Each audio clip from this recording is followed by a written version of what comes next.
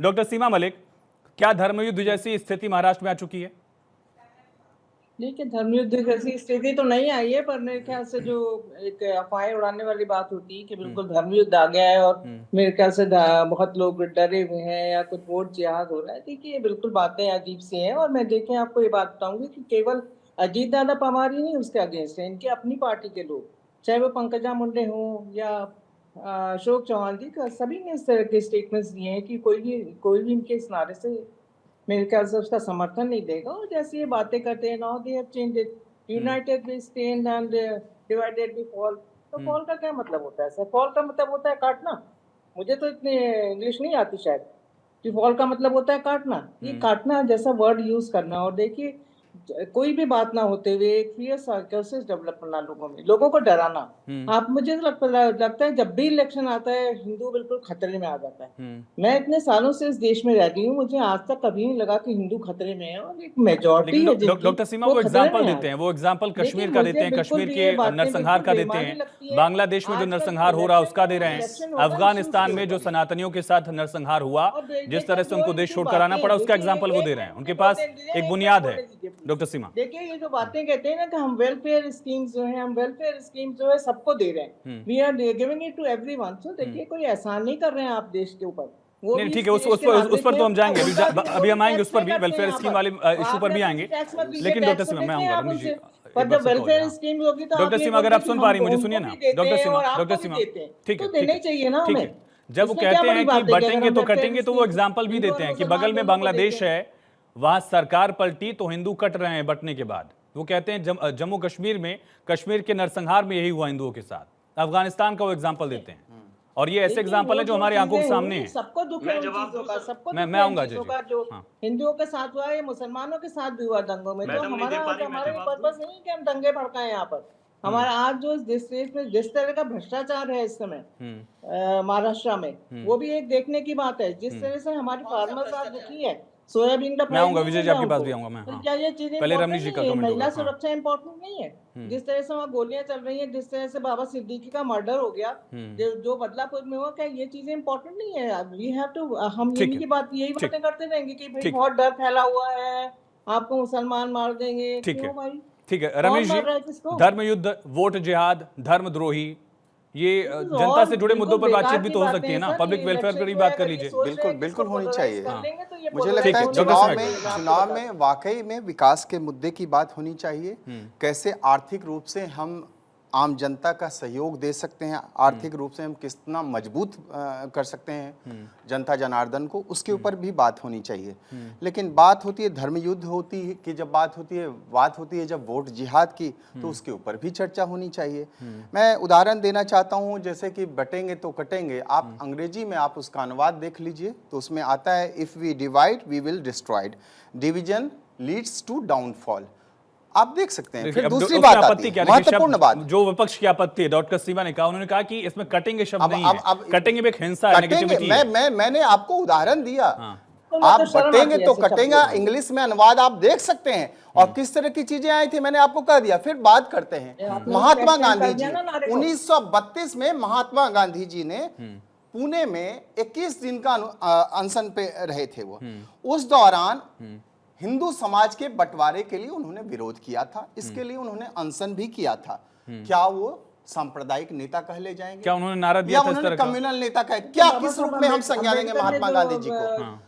महात्मा गांधी, आप यहाँ पे भी यदि बटेंगे तो कटेंगे, इसका मतलब है कि हम जुड़ेंगे। भारतीय जनता पार्टी का कहना है कि हम जुड़ेंगे तो आर्थिक रूप से, सामाजिक रूप से, सांस्कृतिक रूप से हमारा विकासवाद होगा, हम उसमें हम आगे बढ़ेंगे। हम आम जनता को यही मैसेज देना चाहते हैं। और बहुत सारे ऐसे सैकड़ों उदाहरण हैं। फिर बात करते हैं, सुनिए अब बात करते हैं। जब हम कहते हैं हम जुड़ेंगे तो किसको जोड़ रहा है? हिंदुओं को जोड़ रहे हैं, अब बात आबादी को जोड़ रहे हैं। अभी आपने आयुष जी एक प्रश्न भी उठाया था कि अजित पवार जी को समझाने में भारतीय जनता पार्टी विफल रही। अब मैं आपसे पूछना चाहता हूं, 60 साल में सर्टिफिकेट तो नहीं, सुनिए, 60 साल में उद्धव ठाकरे जी बाला साहब ठाकरे के पद चिन्हों पे चले। आज कैसे वो 2 से 3 साल में उनका हृदय परिवर्तन हो गया? और आज महाविकास आघाड़ी जमेत उलेमा जो कलमा पढ़ के आज देती है, उसी को आज आज सिरोधारी कर रखा है उद्धव ठाकरे जी ने। आज उसके लिए वो कहते हैं 17 जो मांगे हैं उसको भी उन्होंने मान लिया। 1000 करोड़ रुपए की जो डिमांड कर रहा है जमीयत उलेमा वक्फ बोर्ड के लिए, मुंबई वक्फ बोर्ड के लिए, उसके लिए भी मान लिया। इमामों के लिए जो मांग कर रहा है 15,000 रुपया प्रति माह, उसके लिए भी उन्होंने मांग लिया। अब बताइए, बहुत सारे ऐसे सैकड़ों उदाहरण हैं। आज जमीयत उलेमा आज जिस तरह की मांगे इनसे मंगवा रहा है, आज सबको इन्होंने मांग लिया ना। फिर बात करते हैं मौलाना सज्जाद नुमानी का क्या कहना है भाई। उसने कहा कि भारतीय जनता पार्टी को जो देगा सोशली बाइकाट कर देंगे। क्या महाविकास आघाड़ी के उद्धव ठाकरे जी जो नेता हैं वो इस बात को मानते हैं क्या? उसके बाद फिर 1993 की बात करें, बाबरी मस्जिद को ढाया जब गया था 92 में, तो उसमें हिंदू हृदय सम्राट जो है बाला साहब ठाकरे ने कहा था शिव सैनिकों की जीत है। क्या उद्धव ठाकरे इस बात को मानते हैं आज?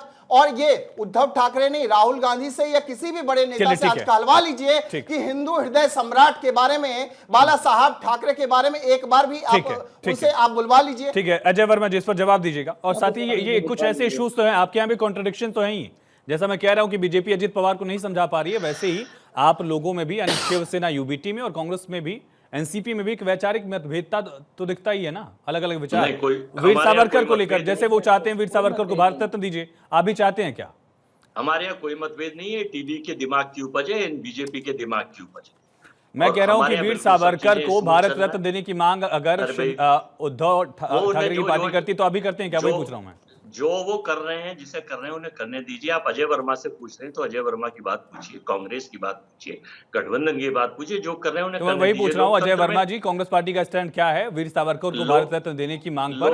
उद्धव ठाकरे की पार्टी का जो रुख है उस पर तय हो जाएगा। आप तो बात करिए चुनाव के मुद्दों पे कि महाराष्ट्र में हम लोग चुनाव जीतने के बाद कैसे कैसे क्या करेंगे, लेकिन हम लोग अपना एजेंडा जनता के हित में, व्यापार के हित में, नौकरी के हित में, छोटे व्यापार के हित में, और अडानी जैसे बड़े व्यापारियों से छोटे व्यापारियों को बचाने, बड़े समुद्र में बड़ी मछली छोटियों को खा रही है, उनको बचाने के लिए जनता के साथ जुड़ने और महाराष्ट्र की मराठी मानुष की लड़ाई हम लड़ रहे हैं। हमारा महाविकास आघाड़ी लड़ रहा है और मानुष मराठी हमारे साथ थे। सुनिए, प्रश्न उठा है, नहीं एक प्रश्न उठेगा आयुष जी कि तेलंगाना ठीक है उस पर चर्चा नहीं कर रहा, कोई बात नहीं, जवाब देने के लिए मैं बात अजय वर्मा जी। लेकिन ठीक है वो बताइए आप, लेकिन मैं आपका जवाब देने के बाद में हूँ, मुझे नहीं पता कि और कौन क्या है कैसे। सॉरी टू से, सम्मानित आदमी है वो लोग। ठीक है, अपनी बात रखिए। और साथ ही बताइए कि जो इस तरह के फतवे आ रहे हैं उस पर स्टैंड क्या है?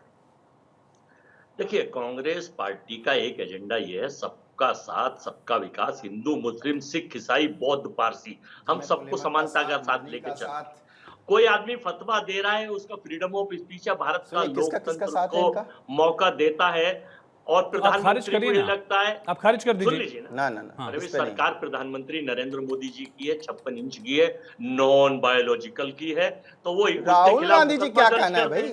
राहुल गांधी जी का क्या कहना है? कांग्रेस पार्टी का क्या कहना है? वो खारिज कर दे जमीयत उलेमा की मांग को, खारिज कर दे। नाना पटोले जैसे नेता जो हैं उसकी मांगों को साइन कर देते ना भाई। कांग्रेस के जो वहां पे अध्यक्ष हैं, मुंबई के अध्यक्ष, उन्होंने तो साइन भी कर दिया ना। उन्होंने इस बात को मान लिया कि हाँ 17 मांगे हम मान रहे हैं। तो जमीयत उलेमा जब फरमान जारी करता है, फतवा जारी करता है, जब भारतीय जनता पार्टी के खिलाफ जो भी का साथ जो भी देता है उसके लिए फतवा यदि जारी करता है तो कांग्रेस पार्टी का स्टैंड होना चाहिए ना क्लियर। लेकिन इनका साथ जाकिर नायक जैसे लोगों के साथ हो जाता है, जमीयत उलेमा जैसे, उसके बाद फिर तौकीर जो है जी उन लोगों के साथ हो जाता है। अफजल हम शर्मिंदा तेरे पापी जिंदा, उनके लिए छाती पीटेंगे। बाटला हाउस इनकाउंटर में जो आतंकी था उसके लिए आंसू बहाएंगे।